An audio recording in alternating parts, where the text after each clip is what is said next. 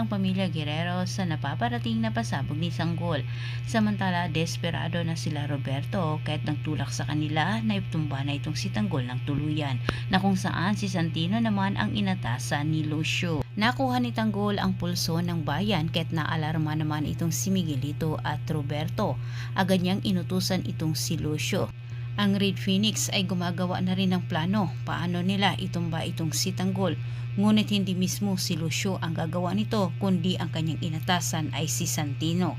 Habang pinagplanuhan ng Red Phoenix at ang mga Guerrero ang pagtumba kay Tanggol, si Fatima naman ay humingi ng tulong dito kay Tanggol para sa kanilang kaligtasan. Hindi nagdadalawang isip itong si Tanggol na tulungan ang pamilya Benito dahil naunawaan niya ang mga ito.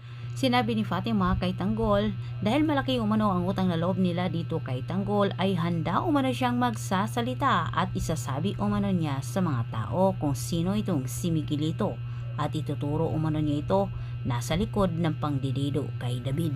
Dagdag pa ni Fatima na gagawin umano niya ang pagsasalita mismo sa rally ni Tanggol, na kung saan tilang madadamay pa ang buhay ni Fatima sa gagawing giyera ng Red Phoenix sa rally ni Tanggol. Samantala sa kabilang banda ay pinagtulakan na ni Gustavo itong si Pilar papunta sa mga Montenegro, na kung saan paulit-ulit niya itong ininsulto at napagtanto na ni Pilar na hindi siya mahalaga sa pamilyang Guerrero. At dahil sa ginawa ni Gustavo at Chucky ay napagtanto naman ni Pilar na hindi nga pinapahalagahan ni Gustavo ang kanyang ginawang sakripisyo.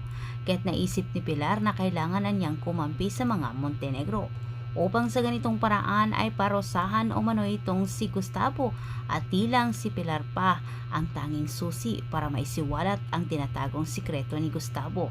Antabayanan po nyo ang susunod kong update.